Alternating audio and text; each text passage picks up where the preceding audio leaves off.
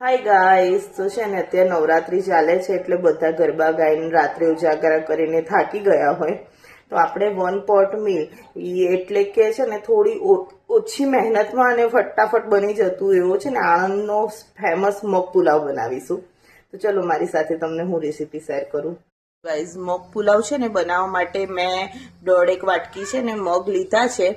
એને છે ને 2-3 કલાક પલાળીને થોડું ઓછું પાણી નાખીને છે ને એને બાફવા માટે મૂકી દેવાના છે. મીઠું એડ કરવાનું, બીજું કંઈ એક્સ્ટ્રા એડ કરવાનું નથી.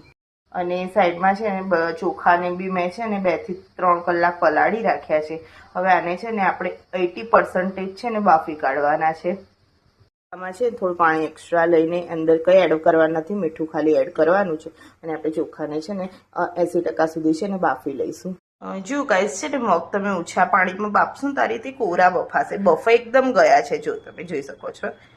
પણ એ છે ને આપણે હવે કોરા રાખવાના છે, એને પાણીવાળા રાખવાના નથી. એટલે ઓછા પાણીમાં ધીમા તાપે છે ને થવા દેવાનું, તો આ રીતે સરસ રીતે થઈ જશે.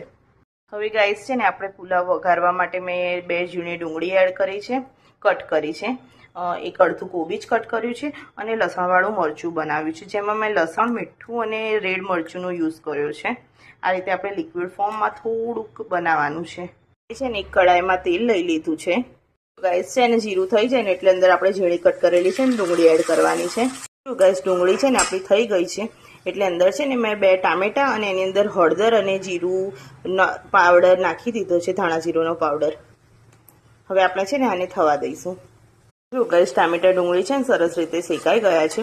આપણે જે લસણવાળું મરચું કર્યું હતું ને અંદર એડ કરી દઈશું. જો ગાઈસ છે ને લસણવાળું મરચું એડ કરી દીધું છે, સારી રીતે તેલ છૂટું પડ્યું એટલે આપણે અંદર છે ને અડધી ચમચી ગરમ મસાલો એડ કરીશું. ગાઈસ બધું સરસ રીતે છે ને મિક્સ થઈ ગયું છે. હવે લાસ્ટમાં છે ને આપણે એની ઉપર છે ને કોબીજ એડ કરવાનું છે. જો ગાઈસ કોબીજને છે ને બહુ ચઢવા દેવાનું નથી, થોડીક ટાઈમ માટે થવા દેવાનું છે અને થોડું અધકચરું રાખવાનું છે. તો હવે છે ને આપણે જે મગ બોઇલ કર્યા હતા ને એડ કરી દેવાના છે. જો ગાઈસ આ રીતે છે ને મિક્સ થઈ ગયું છે. હવે આપણે છે ને ભાત બોઇલ કર્યો તો ને અંદર એડ કરવાનું છે. બધું આ રીતે મેં મિક્સ કરી દીધું છે.